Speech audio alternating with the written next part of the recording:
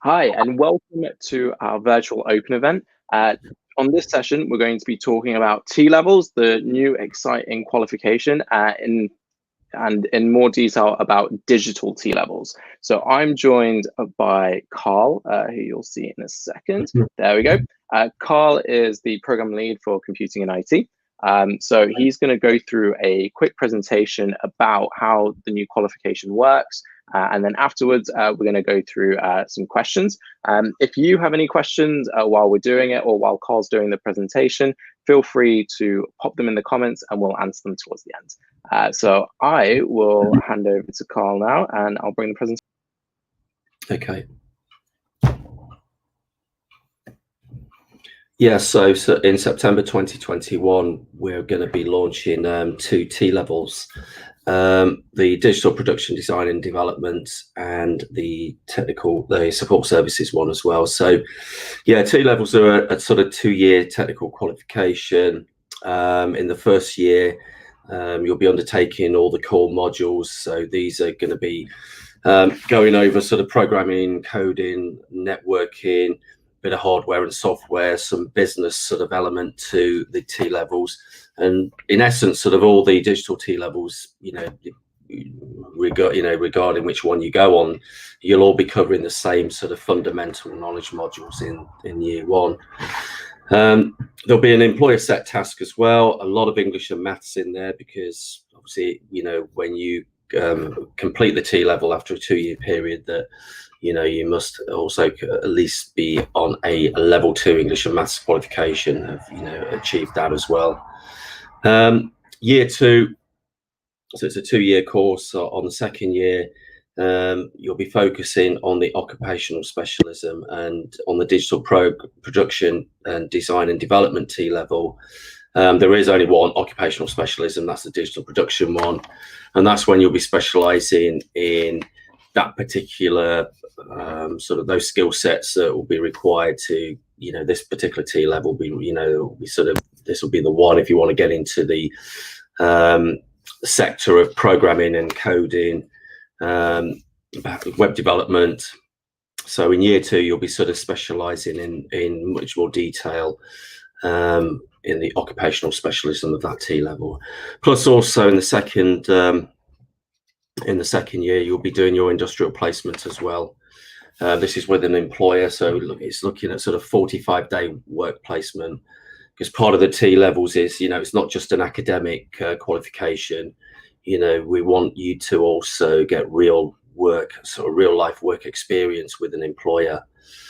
So yeah, fantastic opportunity. And as well as the other courses, the T-level is also equivalent to 3 A-levels. So once you've completed your 2-year program, you still have the choice. In fact, you've got more choices, because you've got the choice of either getting a job, going into that particular industry, or going to university, because it's equivalent to 3 A-levels. And also there's the potential of going into a level 4 apprenticeship as well. So there's a lot more choices compared to the sort of traditional Pearson BTEC courses at level 3, where they tend to be I suppose a bit more academic, and university is not the only option, but we get a lot of students that sort of do the 2 years and then go to university, but then really still not knowing what they want to do. So the one thing about the T-levels is that you really make decisions quite early on in terms of what you want to specialize in. So pretty much that's sort of the that's the digital planning production. Yes, there will be an employer set project. So if you know anything about apprenticeships, the T-levels are very similar to apprenticeships, except instead of sort of 5 days at work and 1 day at college on an apprenticeship, you'll be sort of doing kind of the other way around. Sort of 1 day at work and 5 days at college. But they are sort of there is quite a lot of synergy between the two of them, in terms of the projects that are set, employer set projects, and also part of the thing of the T-level is that it's not just learning concepts, computing concepts. It's also we're looking to develop those communication skills, those kind of softer skills that really kind of will also help you, get a job and be successful in interviews, and obviously work as a team when you do work in industry, to be able to have those communication skills, team working skills. So, that's quite an important aspect of the T levels as well. Okay, as I said, this particular this T level, the planning and production T level, there is one occupational specialism. So, to give you an outline of the occupational specialisms, it'll be looking for this particular T level, sort of programming, web development skills, software testing, looking at Java, C#, Python, understanding data types, software maintenance, and looking at different platforms as well in terms of operating systems, server platforms, virtualization platforms, bit of networking as well in there. The good thing also about T levels, or perhaps not a good thing, but there's sort of, it's a much more practical course. So you're not spending, sort of time in classrooms writing assignments. So it's really very much more hands-on. So if you really want a sort of a level 3 hands-on qualification, with specialist members of staff who are expert in the areas that they're teaching, T levels is probably the course for yourself. And looking at sort of, industry and the government's sort of plan for the next, I suppose, 5, 6, 10 years, they really want a lot more employer engagement in terms of sort of qualifications. So the kind of the old way of just coming onto a course at a college, doing a qualification, and then it's sort of hoping that you might get a job afterwards. Hoping to change all that with T levels. First of all, if you graduate with a T level, you're going to have that industry experience anyway, that 45-day work placement. So that should increase your chances and give you more choices, basically, whether it's employment or maybe going on to a higher level apprenticeship or university, or get more a job. Bro, thanks for that, Carl. Sorry. So, yes. No worries.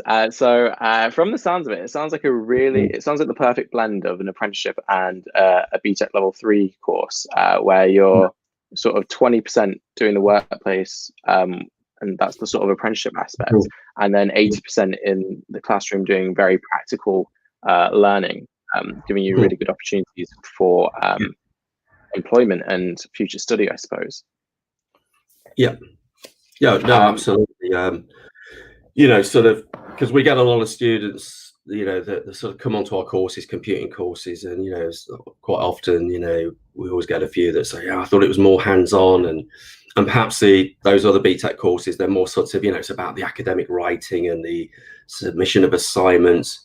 And computing students, we get a lot of computing students that they just want to do coding, or they want to do web development, or they want to do networking or network security, and they just want to kind of have a more practical side of it.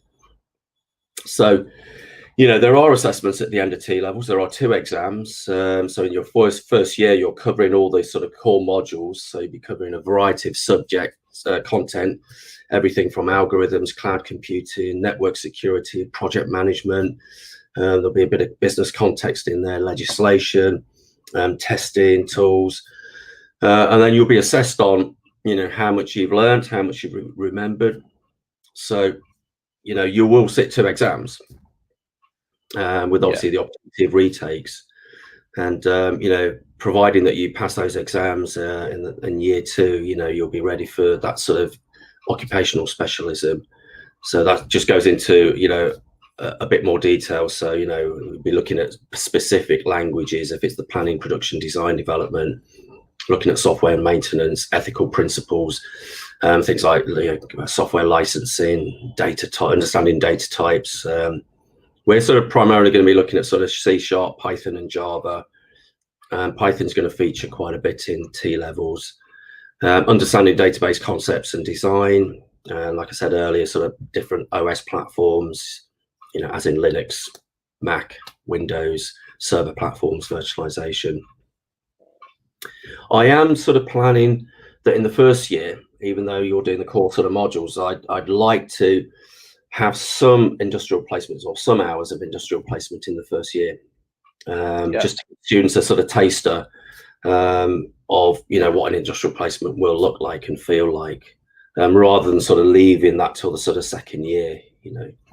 And with the industrial placements, are they going to be with companies that we already work with, or are they sort of going to be with new companies within the area that we're sort of both into? We've obviously got a group of companies that we already work with, but we're increasing that number. So new companies, new small sort of to medium-sized businesses are sort of forming, and we are making new contacts. So a year from now, we are really pushing as well industrial placements and making employers aware of T levels. So that's something that companies come and go, and my plan is to target the larger companies in Leicester, because every large company has got quite a big IT infrastructure. So within that sort of larger company, there'll obviously be more opportunity, certainly maybe more job opportunities at the end. I'm not saying at the end of the 2 years of T levels, you're going to end up in a job at that particular company, but certainly if you've spent 45 days there, and you've got at least a working relationship with them to go off of. And I suppose there's going to be loads of different benefits with that placement. So not only are you able to put that industrial placement on your CV as work experience, I suppose it would look really good on a university application if that's something you wanted to take further. And I suppose you get to, not only with the placements, you'll be able to sort of sap knowledge from everyone else in the office or environment that you end up working with, people that have been doing it for years as well. Yeah, absolutely. I mean, this is something that I always, when we have new potential applicants, obviously, at this moment in time, things have slightly changed. We don't have much face to face, but we basically, prospective applicants who want to apply for a computing course in my department, we have like 5 or 6 times in the year where we invite them over, and I tell them about the college, the course, the department, and I do make a point that part of being on a course at Leicester College is not just sort of sitting on your own in front of a computer coding for 2 years and not speaking to anybody, because the chances of you getting employment or even getting an interview sort of will be incredibly slim. So, what we develop as well is all those, working in a team, forming relationships with colleagues, those communication skills, whether it's written skills, verbal skills, typing skills, because all those things are really so important when you put in an application, whether it's an application, UCAS application to university or to a course or to a job. And then, of course, when you do eventually have that face-to-face meeting, you've got to have that skill set as well. It's just not going to be enough to be fantastic in coding and network security, but you're not really good at sort of communication. You need both, really. Interestingly, I was chatting to somebody from Leicester University, and they were saying that sometimes people on the he sort of phrased the term I'd never actually heard before, which was he was talking about being neurodiverse. And everybody in the room was going, oh, explain, please. And I was going to say, I'd need that in layman's terms. Yeah, I mean, in what he was saying is that autistic students with autism, Asperger's students, sometimes those students on the spectrum are really, really good at coding, at networking, but really struggle to get into that jobs market because the obstacle is getting that interview, getting that community, because the communication is quite limited. So I'm going to be looking at sort of, obviously, I want to have a broad diversity of all my courses, but anybody that comes onto the T levels or any course in the computing departments, that's an area I really want to develop, is those sort of softer skills that employers are looking for, and not just employers, but your whoever you're going to work with, you're going to have to work with people at some point, aren't you? Yeah, you're always going to have to meet new people and gel along with them. And it sort of, and the days of, I know we're turning into a bit of a conversation now, but the days of sort of the computer programmer sitting in a bedroom for 8 hours a day, producing something like Angry Birds, it doesn't work that way. Programmers have to be part of a team, if only is because if they fall ill, somebody else in the team can pick up the project and run with it. So exactly, it's that collaborative working, which I think with an industrial placement, it really does help you gain those skills early on. So we've got a couple of questions. You have covered quite a few of them in the presentation already, but if we could just sort of summarize on them. So if someone's just joined now, the question we've got is, what are T levels in a nutshell? In a nutshell, it's not the first time somebody's asked this. What are T levels?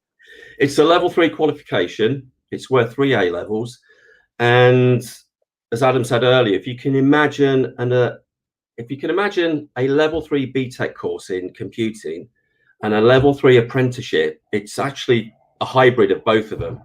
So there's an academic side of it, where you've got to cover concepts, but then there's a practical side of it, just like there is in an apprenticeship, where you've got to do the industrial placement. You are going to be working on an employer-led project. So it's best of both worlds, really. So think of it as a hybrid of a sort of a standard BTEC level 3 and an apprenticeship in one. Brilliant. And just in case anyone is wondering, the T stands for technical. Yes, of course. Just in case. So the next question we've got is probably quite an important one, is what sort of options do you have after T levels? What can you go on to? Okay. 3 options. You can go on, you can apply for a job, because you'll have a qualification at the end. You'll have had some, great thing is about T levels, you'll have a substantial amount of work experience as part of the industrial placement, so you can apply for a job. The T level, if you complete the 2 years, is worth the equivalent to 3 A levels, so you could apply to do a university degree if you want to. The third choice you could apply to do a level 4 apprenticeship as well, which is a real job, because you've got to get a job to get an apprenticeship, and then the employer will put you onto a level 4 apprenticeship.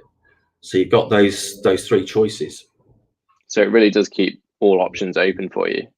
The final question we've got, I know you've sort of already covered this, but are there any exams for this particular T level?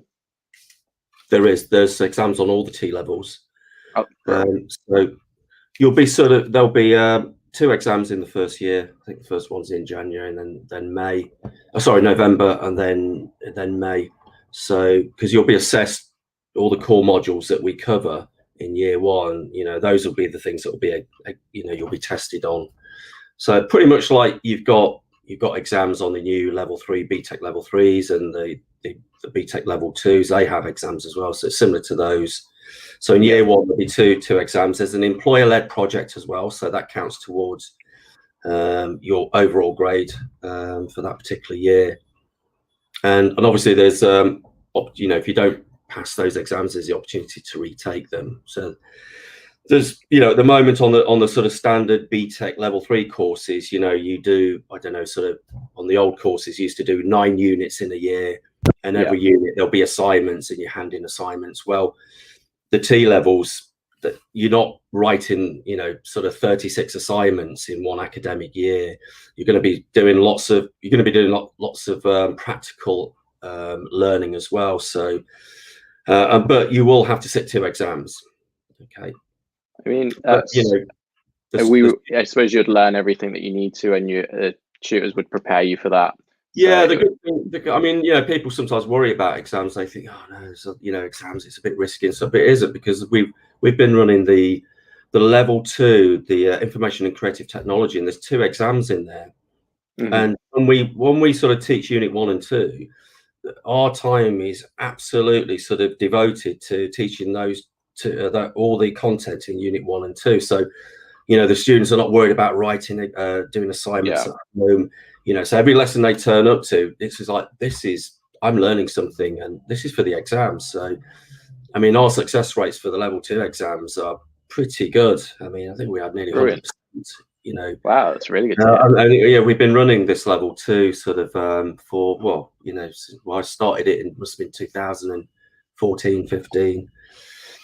So, you know, I wouldn't worry about the exams, because, you know, for those, you'll be given, you know, a lot of time going over that subject matter, but not in a kind of GCSE, not in a monotonous way, like rote way where you're just learning facts and figures. You know, that you'll be applying it, you know, with sort of practical activity. You know, setting up networks or doing some coding. You know, so there were lots of hands-on.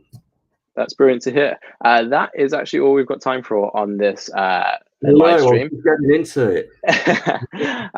If you do have any more questions about T-levels, especially in digital, do feel free to send us a message or comment on this post. We have popped the link in for the T-levels page on our website in the comments below, so you can check that out.